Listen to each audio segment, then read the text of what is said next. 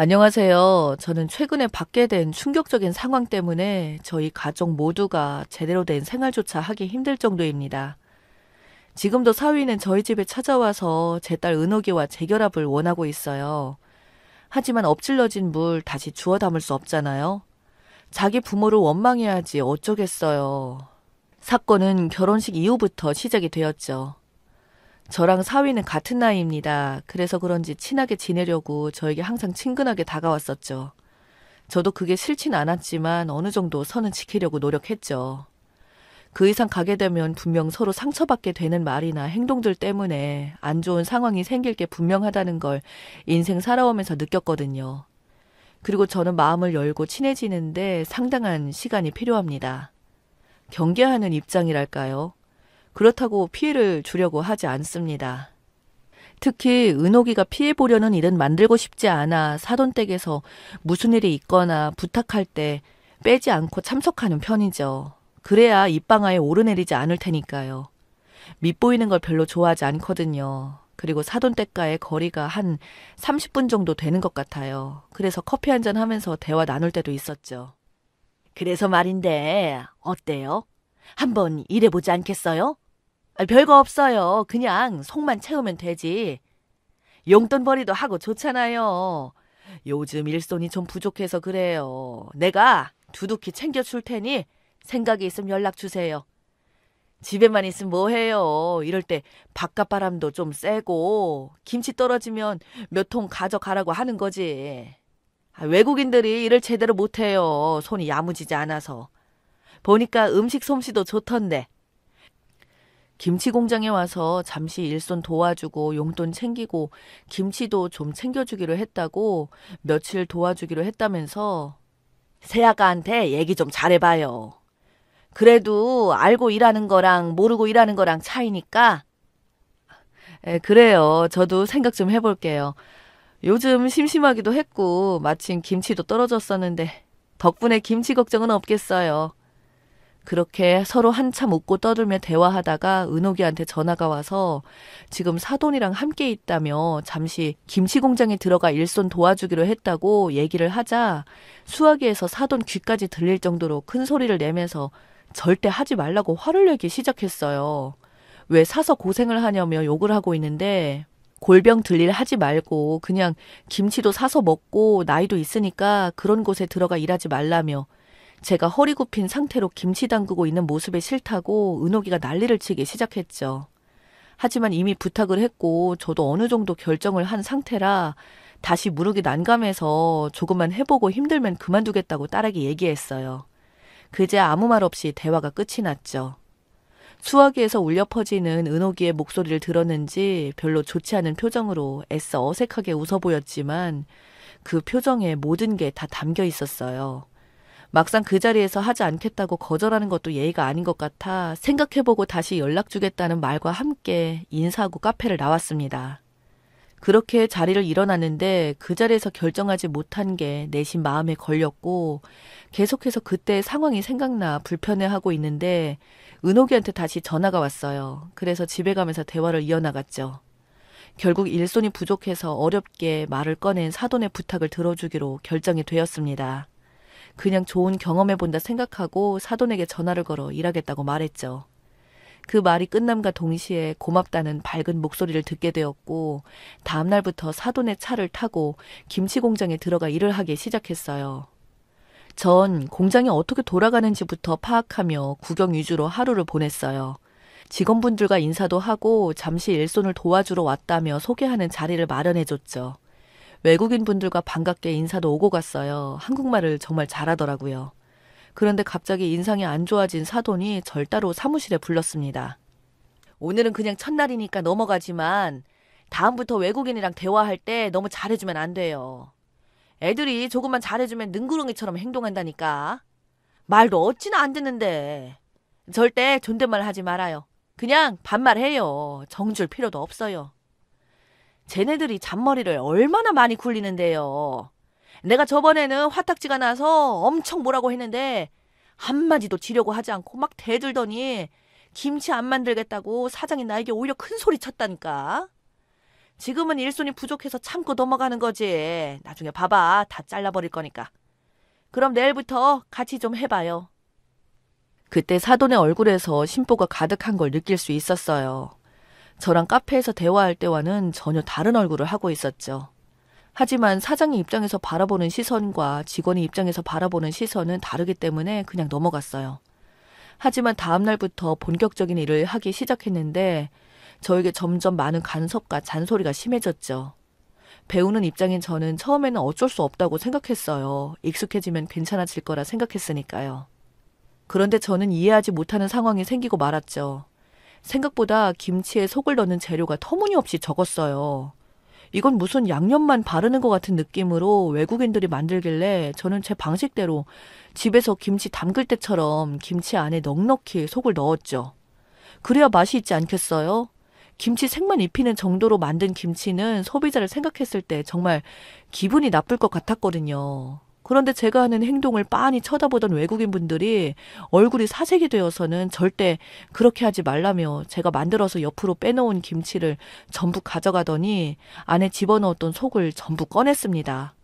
너무 당황해서 왜 그러냐고 물어보니까 사장님한테 혼난다며 절대 그렇게 하지 말라고 강한 어조로 저에게 경고하듯 얘기하길래 완성품을 쳐다보며 이런 식으로 만들면 누가 사 먹겠냐고 말하는 순간 사돈이 순찰을 하듯 상황을 체크하려고 들어왔습니다.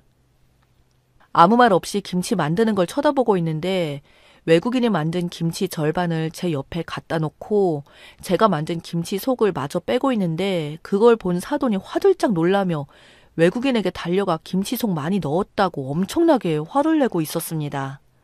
사돈은 뭐 하나 걸리기만 해봐라. 가만두지 않을 테니까 라는 표정으로 심각하게 쳐다보고 있었고 상황이 점점 심각해지자 급하게 다가가 제가 처음에는 잘 몰라서 그랬다고 설명을 했어요. 그제야 좀 진정이 된 듯 착하게 저를 보며 다른 직원이 하는 걸 보고 잘 따라 배우라고 어색한 웃음을 하면서 사무실로 들어갔어요.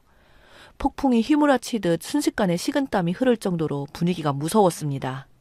저도 남들에게 피해주지 않기 위해 시키는 대로 묵묵히 일을 하며 일주일 정도 다녔는데 항상 저에게 와서 하는 말이 김치 속 좀 적게 넣으라는 말들이었고 남들처럼 비슷하게 일하고 있는데도 사돈이 보기엔 마음에 들지 않았나 봅니다.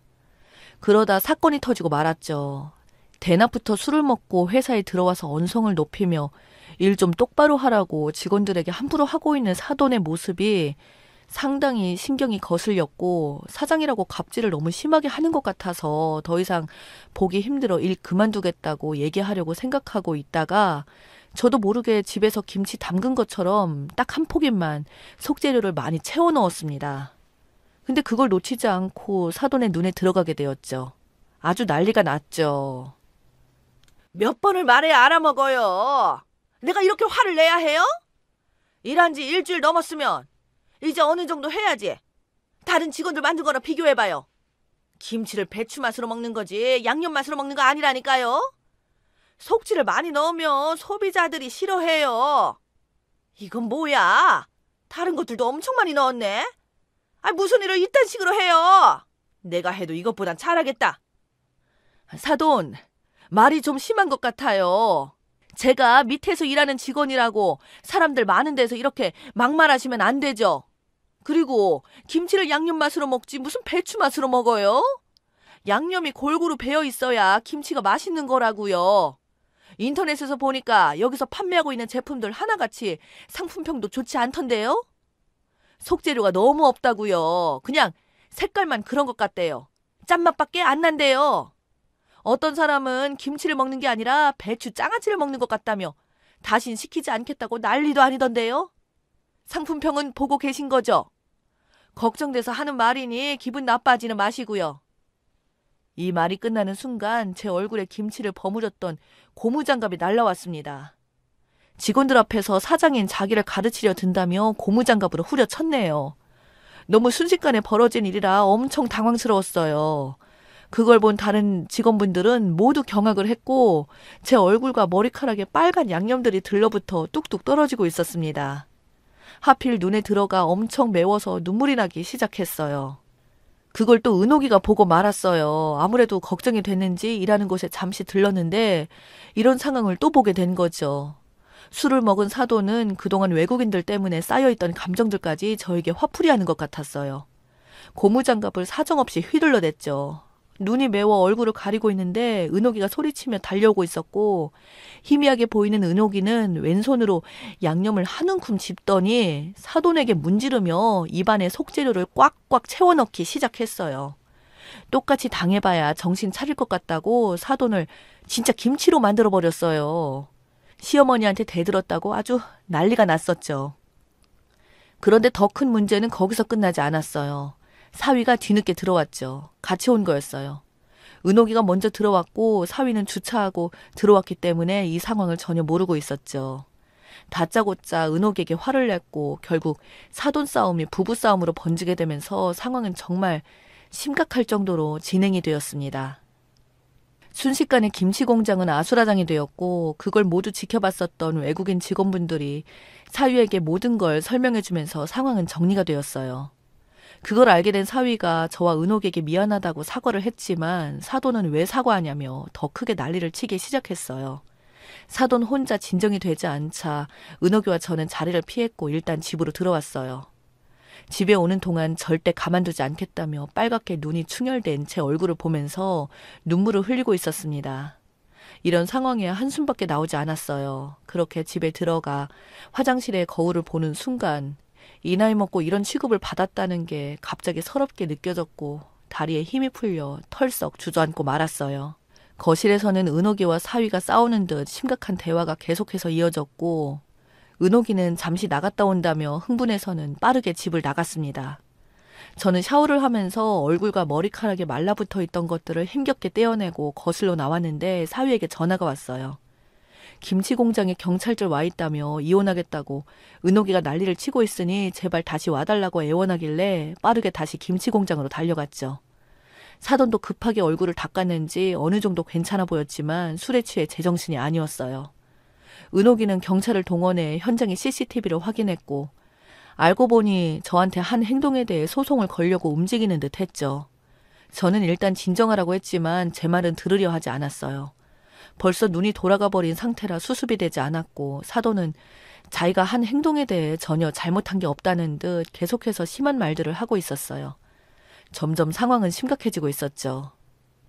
그렇게 CCTV를 확보하고 경찰분들은 상황을 진정시키려 하는데 외국인 직원 한 분이 은옥이에게 귓속말로 뭔가를 얘기하는 순간 엄청난 파장을 불러일으켰는데요.